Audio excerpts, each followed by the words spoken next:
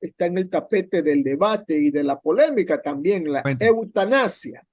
Y Va a está haber la con audiencia ya. nosotros el abogado Pablo Proaño de la Correcto. Fundación Dignidad y Derecho. Como todos sabemos, pues la ciudadana ecuatoriana Paola Roldán, a través de sus abogados, ha hecho una solicitud a la Corte Constitucional para que se declare inconstitucional un artículo del COIP y le permita pues ser beneficiaria de la eutanasia o la muerte asistida. Ya la Corte, en su resolución de ayer, dispuso que la reserva del caso Paola Roldán sea levantada y la causa sea pública, a la vez que también el juez sustanciador Enrique Herrería ha convocado para este domingo a una audiencia para conocer los puntos de vista de todos los que de una u otra manera han hecho esta solicitud, al igual que amicus curiae, etcétera, etcétera. En el caso de nuestro invitado, le queremos preguntar, abogado Proaño, ¿cuál es su postura? ¿Usted está a favor o está en contra de la eutanasia? Buenos días. Buenos días, Alcides, Hugo, y buenos días a todas las personas que nos escuchan. Bueno, en primer lugar, me gustaría solidarizarme con la persona accionante, justamente porque desde nuestra organización trabajamos en favor de las personas con vulnerabilidad, de las personas con enfermedades catastróficas, y lo que buscamos justamente es construir juntos un Ecuador para todos. La opinión respecto al debate de la eutanasia es un tema complicado, precisamente porque es una cuestión que no debería estarse debatiendo desde la Corte Constitucional, sino que debería estarse debatiendo en un órgano más democrático, en un proceso más largo y de La mayor Asamblea. participación, como puede ser la Asamblea Nacional, justamente. Pero hay experiencias en la Asamblea. La vez que hubo el tema del aborto, introducido en una ley que la estaba tratando la Asamblea, se demoraron muchísimo tiempo. Yo no digo que la Corte no se demore, pero por lo menos está dando la Corte Constitucional signos de que quiere aligerar el pronunciamiento. Mire que ya el domingo ya han convocado a las partes para que expongan su criterio, lo que significa que están sintonizando el pedido de la ciudadana Paula Roldán para que el tema se resuelva lo más pronto posible. Claro, y ahí también corremos un problema de no escuchar a todos los sectores sociales y todas las problemáticas relacionadas con la eutanasia, que no son únicamente las personas que voluntariamente deciden o decidirían acceder a este procedimiento, sino también los médicos que lo administran, un tema de objeción de conciencia, un tema de protección de la libertad de las personas con discapacidad, de niños, niñas y adolescentes, y todas las personas que también, por ejemplo, sufren trastornos depresivos y otro tipo de trastornos que los pueden nublar en su decisión de continuar o terminar con su vida, que es la experiencia que hemos visto en diferentes países que ya han avanzado en la legalización de la eutanasia. Usted ve que los cuestionamientos que deban presentarse permitirían pedir que se alargue por más tiempo un pronunciamiento de la Corte. Bueno, en principio las acciones de inconstitucionalidad son las acciones que más tiempo llevan en la Corte Constitucional, precisamente porque no se refieren a resolver una acción o un derecho en un caso concreto, sino es un control abstracto de la compatibilidad de la norma con derechos, principios o normativa constitucional. En ese sentido, hemos visto acciones de inconstitucionalidad que tardan hasta 2 o 3 años y en este caso la Corte ha hecho un adelanto cronológico de la materia, pero lo que preocupa es que una convocatoria tan corta, desde el día domingo hasta el día de hoy, que se pueden registrar personas de organizaciones sociales y con una audiencia que se llevará a cabo el 20, no hay tiempo suficiente para que las facultades de medicina, para que personas con formación también en filosofía, en cuidados paliativos y demás puedan realmente expresar su criterio. Eso es algo que desde la organización nos preocupa sobremanera.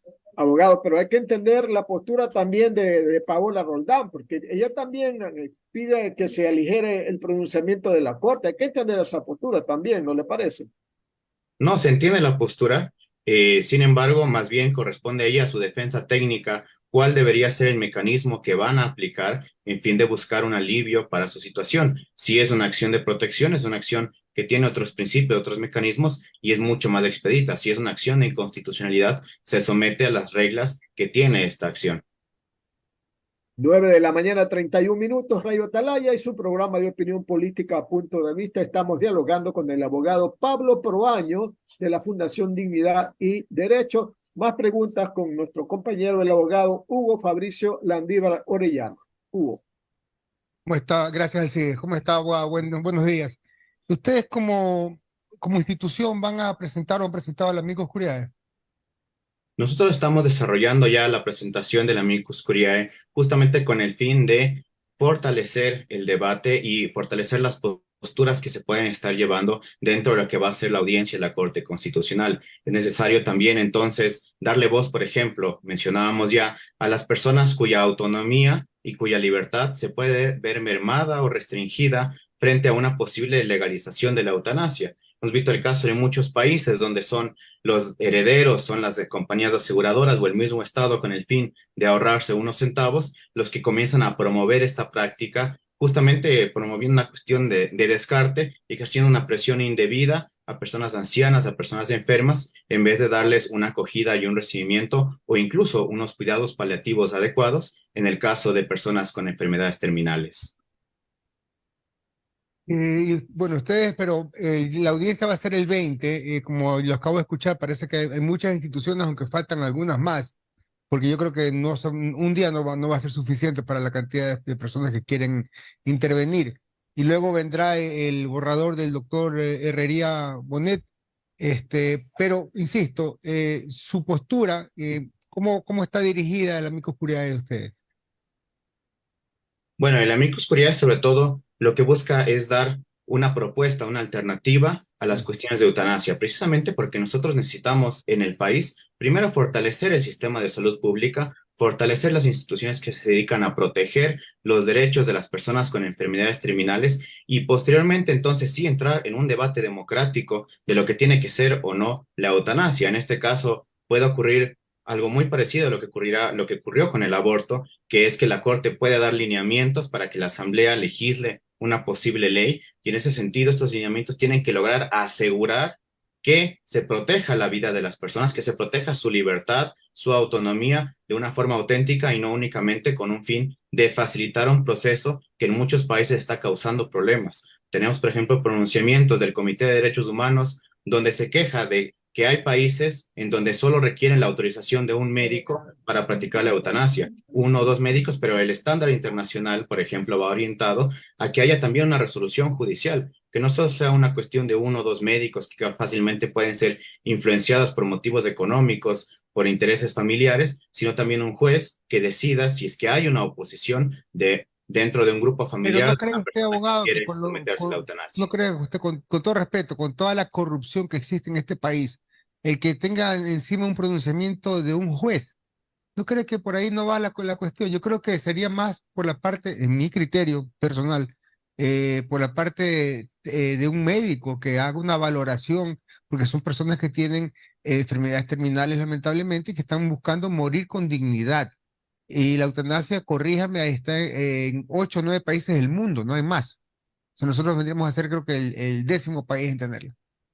Bueno, este tema es bastante complejo precisamente porque abarca varios criterios. En primer lugar, tenemos que diferenciar los casos. Hay situaciones en las que una persona puede manifestar una voluntad de morir anticipadamente. Hay Correcto. situaciones en las que no se puede y es la familia la que tiene que decidir.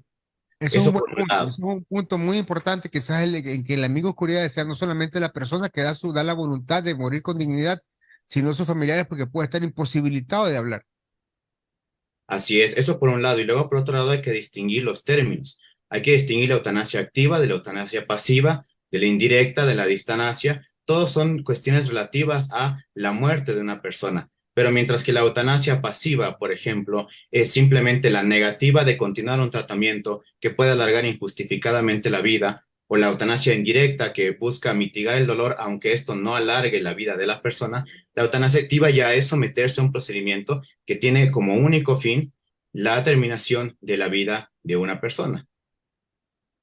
Me parece muy interesante lo que usted acaba de decir, abogado. Y ahora, lo que manifestaba Alcides, en una parte muchos piensan que mejor hubiese sido por la asamblea que por que por la Corte Constitucional. A mi criterio personal, yo pienso que la Corte Constitucional es lo más viable.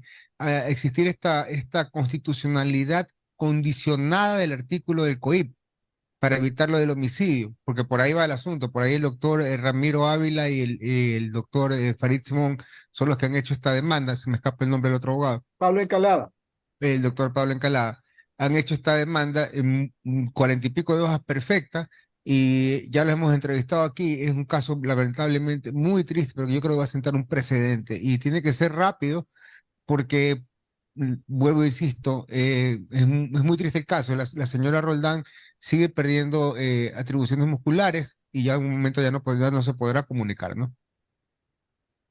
Así es un caso lamentable y nosotros nuevamente queremos solidarizarnos con la señora Roldán precisamente porque tenemos que buscar una solución a estos problemas y tenemos que de alguna manera también fortalecer el sistema de salud para darle a estas personas en estas condiciones, y no solo a ellas, sino también a personas en las mismas condiciones, pero que deciden mantenerse con vida, los cuidados paliativos adecuados, que es un tema que también está quedando por fuera del debate de la eutanasia. Claro, en la entrevista anterior con el doctor Farid Simón indicaba que en Ecuador sí hay la opción de desconectar a un paciente porque, no sé, la familia lo decide, pero eso no es una eutanasia propiamente dicho, ¿Qué eso cosa existe en es? otros países también.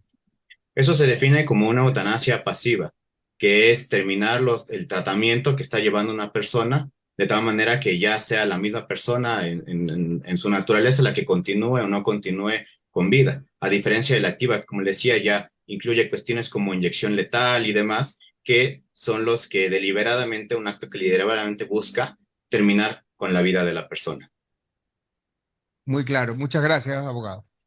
Así es. Abogado Proaño, cuando se dan discusiones como esta por primera vez en el Ecuador, había cuenta que tampoco pues, está legalizado, pero siempre se toma en consideración las experiencias de otros países. En el caso de Sudamérica, por ejemplo, Colombia, hay un caso con Marta Sepúlveda, ¿verdad? Aunque en Perú también noté que había otro con Ana Estrada. En esos casos de los dos países, ¿verdad? Que se están aplicando la eutanasia, ¿se ha tomado tal vez alguna parte interesante, positiva de esos dos pedidos para poderlos aplicar en el Ecuador? Gracias por la pregunta, Alcides. Bueno, sí es interesante, precisamente porque la misma demanda de la accionante, pues en este caso, citan la sentencia de la Corte Constitucional Colombiana, que despenaliza en primera instancia la eutanasia en virtud de que ellos ya tenían un atenuante para el homicidio asistido. Tenían el tipo penal de homicidio simple y el tipo penal de homicidio asistido que tenía incluso menos de un tercio de la pena. En ese sentido, lo que realiza la Corte Constitucional es una especie de trazado, una especie de trazar una línea entre dos puntos que ya existían en el ordenamiento hacia una potencial despenalización de la eutanasia. En el caso del Ecuador, nuestro sistema es diferente, nuestra constitución es diferente. Tenemos, por ejemplo, una protección del derecho a la vida desde la concepción, tenemos también, por ejemplo, una prohibición explícita de la pena de muerte y no tenemos en el COIP esta diferenciación entre una eutanasia, digo, un homicidio simple y un homicidio por piedad, como se llamaba en la legislación colombiana. En ese sentido, de alguna manera también la discusión está cuesta arriba, puesto que no se puede crear un paralelismo concreto y claro entre la jurisprudencia y la constitución colombiana y el caso ecuatoriano. Pero Hay, sirve como jurisprudencia, ¿no? ¿O no? ¿Perdón? Sirve como jurisprudencia, abogado, perdón, así es que te interrumpo. no te preocupes. Desde nivel internacional, las sentencias que son de otros países se les llama derecho comparado, que no tienen una fuerza normativa, no tienen una fuerza obligatoria, sin embargo, pueden servir como pautas para que la Corte Constitucional pues siga desarrollando ciertos Claro, conceptos. sirven como jurisprudencia y la Corte Constitucional tiene en Colombia tiene más de 30 años ejerciendo, mucho más antigua que la nuestra, ¿no? Claro, pero es, por ejemplo, distinto a resoluciones internacionales como de la Corte Interamericana de Derechos Humanos, que sí constituye jurisprudencia vinculante y entra dentro del bloque de constitucionalidad. Bueno, pero igual también sirve la de Colombia. Sí, así es, discúlpame que te... Abogado, hay un peso muy específico en la toma de decisiones cuando se trata de la vida y especialmente en lo atinente a la eutanasia. Ese peso específico es el religioso. Aquí los ecuatorianos somos muy religiosos de la religión católica. Y usted sabe que desde hace muchísimo tiempo la Iglesia Católica Ecuatoriana por lo menos se ha opuesto a la eutanasia. Y lo han vuelto a decir ahora, están muy enojados porque dice que la vida no tiene por qué ser quitada de nadie. Entonces, ¿qué peso específico tendrá para usted este criterio de la religión católica opuesta a la eutanasia? Gracias por la pregunta. Sí, es bueno. En primer lugar, nosotros desde la organización Dignidad y Derecho somos abogados que buscamos precisamente emitir criterios técnicos en materia de derechos humanos. Nosotros nos arreglamos sobre todo desde argumentos que tienen que ver con temas jurídicos, que tienen que ver con legislación extranjera, que tienen que ver con la experiencia de otros países. Y en esta discusión, donde vamos a sentarnos en la Corte Constitucional, no vamos a representar ningún tipo de postura religiosa. Habrá quienes puedan hacerlo. La Corte Constitucional ha abierto la convocatoria para todas las personas. Considero que, a pesar de ser un Estado laico, siendo que hay posturas religiosas, es necesario también oírlas. Sin embargo, nuestra postura se remite únicamente a cuestiones técnicas y jurídicas en este tema. En el caso hipotético de que se apruebe la eutanasia, ¿verdad? El que tiene que tomar la decisión final, aparte de la persona que la ha solicitado, es el médico, el que asiste al enfermo o a la enferma, ¿verdad? Entonces ahí viene la pregunta, ¿y los médicos no juraron en su momento ese juramento de Hipócrates de que iban a defender la vida hasta la última instancia? Este es justamente uno de los temas más álgidos en la discusión, precisamente porque en primer lugar sería la voluntad de la persona, pero luego el médico tiene que asegurarse que esa voluntad sea legítima, sea sin presiones, sea no bajo su condición fisiológica o de salud que le está afectando, sino con la mayor libertad posible. Luego también puede crear el criterio de la familia y luego también pues el mismo criterio del médico que podría o no oponerse a practicar este procedimiento en virtud de que existe el derecho a la objeción de conciencia. O sea, el médico si quiere, lo hace y si no, no lo hace, no está obligado. Bueno, estamos hablando de un supuesto todavía, habría que Claro. ver cómo lo define la Corte Constitucional, pero en principio el derecho a la objeción de conciencia, el artículo 66.12 de la Constitución, le facultaría a este médico. Pero claro, la pregunta que usted me hace es sumamente importante porque la cuestión ahí es quién toma la decisión, si es la misma persona a pesar de que pueda tener, por ejemplo, trastornos depresivos que la lleven constantemente a cuestionarse el motivo de su existencia y de su vida, o es una familia que puede estar detrás de un enfermo terminal que está buscando no sé, hacerse con la herencia o deshacerse de un problema, o incluso una persona con discapacidad que de una u otra manera se ha visto influenciada por familiares, por presión social en virtud de terminar su vida. Es por eso que el tema de la eutanasia requiere un debate mucho más amplio y de muchos sectores. Se ha dicho también, y esto como periodistas siempre lo conocemos, ¿verdad? Que la eutanasia, que no está legalizada en el Ecuador, sin embargo, en la práctica sí se realiza, porque a veces ocurre que hay personas con enfermedades tan crueles y padecen regularmente y quieren morir, ¿verdad? Entonces, ocurren que se cambian las historias clínicas, buscando una alternativa, ¿verdad? Para beneficiar a esta persona, ¿verdad? Entonces, en la práctica, si se legaliza la eutanasia, estamos realmente ya entrando al camino de la ley. ¿No le parece? Y dice, ¿cómo así no me contestó? Hay conectado otra. Sí, ya no. Siga. Sí me escuchó bien, abogado. La última parte no la escuché, ¿me puede repetir? Disculpe. Sí, digo que aunque no está legalizada la eutanasia, ¿verdad? Sin embargo, hay prácticas debido a lo doloroso de las enfermedades y los enfermos dicen, yo quiero morir, no soporto más esta crueldad. Y entonces viene la piedad por parte del médico que cambia una historia clínica y entonces se facilita esta situación. Viene la legalización de la eutanasia y lo que hace es regularizar todas estas prácticas que se cometen precisamente por pedido de los enfermos. Así es. Lastimosamente, esta, como muchas otras prácticas que son ilegales en nuestro país, se siguen perpetuando, se siguen continuando, y ahí justamente está el problema, ¿no? ¿Cómo podemos entonces garantizar que hay la libertad de las personas que están realmente eligiendo? ¿Cómo podemos garantizar que se realiza este procedimiento en virtud de su mejor actuar y no solo de ciertos intereses o de ciertas presiones?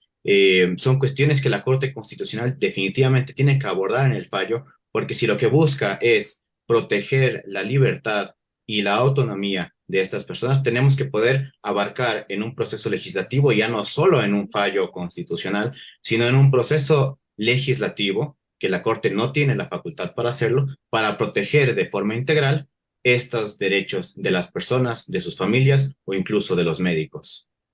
9 de la mañana, 46 minutos. Rayo Atalaya es su programa de opinión política, punto de vista. Estamos dialogando con el abogado Pablo Proaño de la Fundación Dignidad y Derecho. Más preguntas con el ingeniero Andrés Mendoza Paladines. ¿Qué tal, ingeniero? ¿Cómo le va?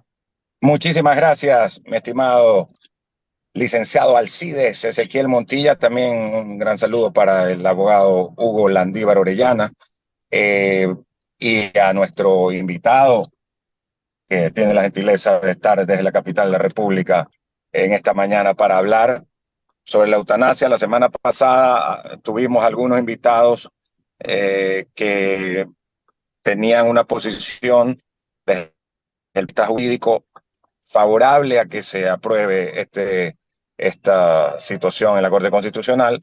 Ahora también vamos a entrevistar, como es en este momento, a quienes no están en esa posición. Y yo quería aprovechar para preguntarle justamente este argumento de que un alto porcentaje de casos de eutanasia que se dan en países que ya están autorizados, por ejemplo, Holanda, por decir algo, o Países Bajos. En este caso, se dice que un alto porcentaje mueren, pero sin la autorización directa del paciente, sino me imagino que deben de ser de sus parientes, de terceros. ¿Por qué ocurre eso? Muchas gracias, ingeniero, y gracias por la pregunta. Bueno, en efecto, la legislación en Holanda es una cuestión que todavía sigue en constante cambio, precisamente porque está mucho más estandarizado, está mucho más inculturizado el tema de la eutanasia. Y lo que ocurre muchas veces es que pacientes con enfermedades terminales o pacientes que están en coma y no tienen realmente muchas opciones para su recuperación, comienzan a ser un peso, comienzan a ser una carga para la familia, comienzan a ser vistos por la sociedad como una cuestión que puede ser descartable en vistas a invertir de mejor forma medios económicos, tanto por las familias como por el Estado. Entonces, lo que ocurre es un proceso sistemático de descarte de las personas que en el fondo no pueden manifestar su deseo o no de mantenerse con vida, sino que son los familiares, sin que medie un proceso judicial, sin que medie más que la opinión de un médico, a veces privado, que justamente puede ser también influenciado, sin que medie un proceso donde alguien puede oponerse a que se retire la vida de esta persona, y es que va continuando un poco el tema. Este es uno de los riesgos que presenta justamente la legalización de la eutanasia, que la Corte Constitucional tiene que tomar a consideración, porque la eutanasia no va a solucionar el problema del sufrimiento, no va a solucionar tampoco, no va a erradicar tampoco todas las enfermedades terminales, sino que puede llegar, si es que no se lleva bien, a enviar un mensaje a los grupos vulnerables de que ellos son un peso para la sociedad y que pueden ser descartados. Abogado Proaño, pero para graficarlo un poco, ¿qué casos, por ejemplo, personas que han entrado en un derrame y no están conscientes, o que producto de una enfermedad catastrófica no pueden expresar su sentimiento y son los familiares los que lo hacen? ¿Qué casos son en los que no puede aprobar, que se han dado en estos países a los que nos referimos? Son 9 los países, en el caso de las eutanasias. Bueno, ahí es justamente donde tiene que entrar el debate médicos, tienen que entrar al debate neurólogos, tienen que entrar al debate psicólogos y personas que puedan explicar todas las posibilidades médicas que le impiden al paciente dar una manifestación de voluntad, sea absolutamente o sea también de forma parcial, ¿no es cierto? Porque también hay voluntades que pueden estar viciadas. Al respecto de esto, se realizó un estudio en los Países Bajos, donde, por ejemplo, el 32% de los casos de eutanasia que se llevaron en un año indicaron que los familiares que presentaban la eutanasia indicaban como un motivo para la eutanasia la incapacidad de hacer frente a una situación de enfermedad. ¿Y a qué se refiere con esto? Estamos hablando de incapacidad en temas económicos, incapacidad de un deseo de mantener a esta persona, de cuidarla, de proporcionarle cuidados paliativos o los cuidados adecuados. Pues son preguntas que realmente tienen que verse abordadas en un debate democrático respecto de lo que está ocurriendo con la eutanasia. Las 9 de la mañana, ya con 50 minutos, 9 con 50 minutos, las inquietudes también de nuestros compañeros de Alcides y de Hugo Landívar, su colega abogado Proaño. Gracias, Hugo, por Andrés. favor. Gracias, Andrés. Buen día. Abogado Proaño, usted hablaba sobre el médico que obviamente tiene que estar al frente antes de darse la eutanasia como tal, pero hablamos de un médico privado que sería para mí lo que podría ser una opción, porque la otra es que hay un médico legista como existe en el Consejo de la Judicatura, entonces ahí como que ya veo un poco complicado el asunto. Entonces, más allá de la resolución que salga, digamos que la Corte Constitucional emite un fallo a favor y prevalece la constitucionalidad, perdón, del artículo 144 del COIP, ¿no? Digamos que pasa la resolución, ¿no? De ahí viene la siguiente etapa es, mientras la Asamblea se ponga de acuerdo y haga una ley especial para esto, más un reglamento, pero inmediatamente va a surtir un efecto, apenas esté la resolución. Corríjame, abogado. Sí, bueno, este es uno de las posibilidades que hemos analizado. Justamente sería bastante análogo al caso del aborto, donde se despenaliza, se da ciertos lineamientos, ciertos parámetros que tiene que tener el proceso de formación de ley, y luego, mientras continúa el debate, mientras continúa este proceso legislativo, entonces se admitirá o no, dependiendo de lo que diga la Corte. En este caso, pues tienen una amplia facultad, a veces demasiado amplia, para dar directrices o incluso ya cuasi legislar en estos temas. Es decir, que la resolución de la Corte Constitucional, digamos que es a favor, que esperemos que así sea, van a poderse practicar casos de eutanasia hasta que la Asamblea, bueno, emita ya algo más regulado, como una ley o un reglamento, ¿no? Sí, podría ser. Hay que ver realmente cómo se configura el fallo, cómo se analiza, y seguramente también tendremos la oportunidad de socializarlo, a lo mejor en este y en otros espacios comunicacionales. Gracias, abogado Prime. Abogado Proaño, usted al inicio de la conversación dijo que hubiese preferido que este tema de la eutanasia lo hubiese resuelto la Asamblea Nacional. O sea, debe de haber una ley de eutanasia en el Ecuador si es que así se lo requiere. En principio, si es que la Corte llega a despenalizar la eutanasia, es necesario que exista una adecuada regulación, precisamente porque en este momento la ley de la salud no lo contempla, la ley de protección de derechos y amparos del paciente no lo contempla. Entonces nos encontraríamos frente a un vacío legal y una imposibilidad de proteger la libertad y la autonomía de todas las personas que pueden verse en riesgo de que su vida termine anticipadamente por intereses de terceras personas. Fíjense en el caso de Marta Sepúlveda de Colombia, ¿verdad? En Colombia no hay una ley de eutanasia, pero sin embargo actuó la Corte Constitucional y también resolvió en el plano administrativo y permitió que Marta Sepúlveda, que aparece también con los mismos síntomas de Paola Roldán, mire, los mismos síntomas, la misma enfermedad, él la creo. Entonces yo le pregunto, bueno, si la Corte Constitucional emite la resolución a favor de la eutanasia, tiene que necesariamente enviar alguna solicitud, algún expediente, algún requerimiento a la Asamblea, pues, ¿no? Bueno, este es un tema netamente jurídico. En principio, la Corte no tiene capacidades legislativas, es decir, que si bien podría establecer una inconstitucionalidad condicionada del artículo 144, considero yo que no podría entonces, por ejemplo, modificar el artículo o mandar inmediatamente a que se incluya cierto tipo de articulado en la Ley Orgánica de Salud. puede emitir criterios, mientras la Asamblea Nacional es la que va a ir desarrollando la ley en función de los criterios que ha permitido. Esto también ya corresponde mucho al alcance de la decisión que quieran emitir los jueces, que en procesos de inconstitucionalidad tiene que ser lo más restringido posible, justamente porque lo que se busca es proteger la constitucionalidad, la armonía de las leyes con la Constitución. Perdón, abogado, eso que acaba de decir es muy importante porque no solamente va a emitir, o sea, el fallo que emita la Corte Constitucional obviamente va a una sentencia erga omnes para todo el país, pero también va a tener que haber una especie de enmienda a la Constitución, también va a tener que el Código Orgánico de Salud que algún día sea realidad, porque fue vetado en el gobierno de Lenín Moreno. Entonces, en esa parte, y de ahí viene la ley y el reglamento a la ley de la eutanasia, pues tiene que haber algo así parecido. Claro, Más ese allá de sería más o corrección al menos. COIP, ¿no? Más allá de lo del artículo del 144 del COIP, ¿no? O sea, son una serie de reformas que se necesitan.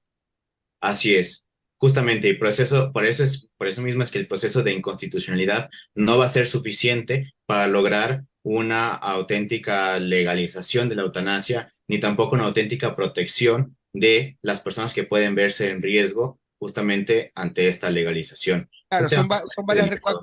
varias reformas que hay que hacer a distintas normas, ¿no?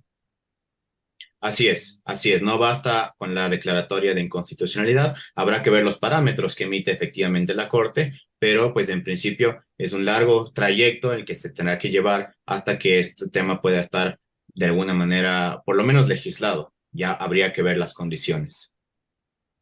Así es. Abogado, ¿y la eutanasia legalizada favorece el suicidio? Bueno, hablamos de la eutanasia activa. Si en el caso de hablar de la eutanasia activa, justamente es lo que se denomina, ¿no? El suicidio asistido es lo que se denomina, pues este tema habría que ver cuáles son las condiciones en que la Corte lo admite.